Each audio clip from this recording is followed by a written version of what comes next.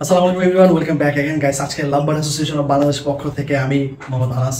তো আজকে আমরা আসছিল সারোয়ার এভিয়ারিতে সারোয়ার ভাইয়ের সাথে কমিউনিকেশন করার জন্য, ওর সাথে কথা বলার জন্য।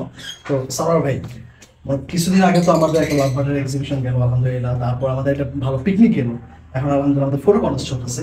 তো আপনি আমাদের একটু ব্রিফ দেন যে আপনাদের কাছে এই সবগুলো কেমন লাগতেছে, বা আমরা কতটুকু সেক্টরকে ডেভেলপ করার জন্য কাজ করতে পারতেছি, বা কি কি করা উচিত আপনার পয়েন্ট অফ ভিউ থেকে আপনি যদি শেয়ার করতেন। আচ্ছা, আমার আমার পয়েন্ট অফ ভিউ থেকে আপনারা যেটা বলছেন যে এক্সিবিশন গেছেন, ল্যাব পিকনিক গেছেন, ফটো কন্টেস্ট, ডেফিনেটলি এটা অ্যাপ্রিসিয়েট করার মতো কাজ, আমি অ্যাপ্রিসিয়েট করি। এবং লাভবার্ড সেক্টরে আমি যদি বাংলাদেশে ধরি, তাহলে বাংলাদেশের সবচেয়ে বড় যদি আমি একটা অর্গানাইজেশন ধরি, লাভবার্ডের জন্য সবচেয়ে বড় একটা সংগঠন, যেখানে অনেক মেম্বার আছে, অনেক জন আছে। তো এখান থেকে কিছু নিরলস পরিশ্রমী মানুষ আছে, যারা আমি দেখছি সবসময় এটার পিছনে আসলে পরিশ্রম করে যাচ্ছে। তার ফল আমরা পাইছি। আমার একটা সুন্দর এক্সিবিশন দেখতে, তারপর একটা ভালো পিকনিক হলো, সবই সাকসেসফুলি কমপ্লিট হয়েছে, এখন ফটো কনটেস্ট চলতেছে। আচ্ছা, এটা হলো আমি একটা দিক। কিন্তু আমি যদি আরেকটা দিক চিন্তা করি, যেখানে আসলে ডেভেলপ বা আমার ওয়ার্কিং করার অনেক জায়গা আছে। যেমন আমরা সাধারণত যে জিনিসটাতে, আমি যদি মনে করি যে আমি ঢাকার বাইরে আমি রাজশাহীতে, তো আমাদের অ্যাসোসিয়েশনের অনেক মেম্বার আছে যারা ঢাকার বাইরে থাকে। এখন সেক্ষেত্রে আসলে তারা কতটুকু নিজে থেকে সক্রিয়ভাবে এই সংগঠনের জন্য কাজ করতে পারতেছে, বা আমরা যারা সংগঠনে যারা কোনো পদে আছি, তারা কতটুকু তাদের দেখাশোনা করতে পারতেছে, এই বিষয়টা নিয়ে আসলে আমি সন্দিহান। কারণ এজ এ অর্গানাইজেশন আমি মনে করি যে অর্গানাইজেশন অনেক দায়বদ্ধতা আছে বলতে কি, যে আমরা যারা এটার মেম্বার, যারা ঢাকার বাইরে আছে, তাদের সাথে আসলে আমাদের অর্গানাইজেশনের যে আছে, তাদের সাথে আমাদের নিয়মিত কমিউনিকেশন হয় কিনা, বা অর্গানাইজেশনের পক্ষ থেকে আমি আসলে এটাকে ওয়ার্ক করা এবং ডেভেলপ করার বিষয় বলতেছি।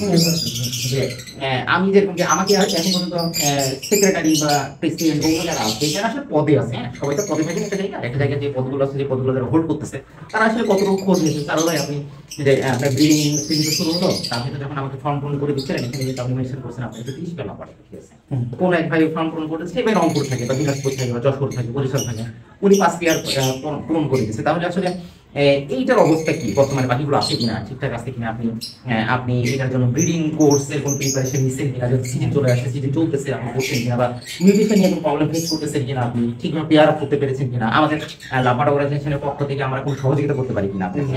তো এই জায়গাগুলো আমি মনে করি যে এই জায়গাগুলোতে আমাদের কাজ করার অনেক জায়গা আছে। কারণ আসলে আমরা তো একটা অর্গানাইজেশন সবাইকে নিয়ে, এখানে আমরা হয়তো কেউ মেম্বার, কেউ হয়তো একটা পদে আছে, কিন্তু আমরা সবাই কিন্তু এটা একটা অংশ, একটা পার্ট।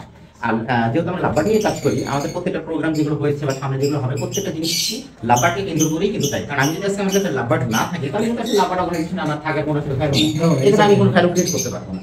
সেক্ষেত্রে আমার কাছে যেহেতু বাকি আছে, অতএব আমাদের মনে হয় যে এই জায়গাগুলোকে একটু কাজ করা উচিত আমাদের, বা আমাদের এখানে একটু মনোযোগ দেয়। কারণ আমি যদি সবাইকে, আমি দেখেন যে আমি যদি খুবই একটা গ্রাম অঞ্চলে থাকে, এখান থেকে যদি হঠাৎ করে আসলে আমাদের অর্গানাইজেশন থেকে একজন কেউ আমাকে ফোন করে জিজ্ঞাসা করে বা অমুক জন তোমার এই পাখিগুলো ছিল, পাখিগুলো কি অবস্থা, এখন কিন্তু দেখেন তাহলে কিন্তু এটার মধ্যে অনেকটা ভালোভাবে কাজ করবে। আমি এখানে অনেক মোটিভেটেড হবো, আমার অনেক উৎসাহ কাজ করবে এখানে, যেন আমি যে অর্গানাইজেশনে আছি, সেই অর্গানাইজেশন আমাকে নিয়ে চিন্তা করে খোঁজ খবর নিচ্ছে আমার ফার্মিং কেমন চলতেছে এক্স্যাক্টলি।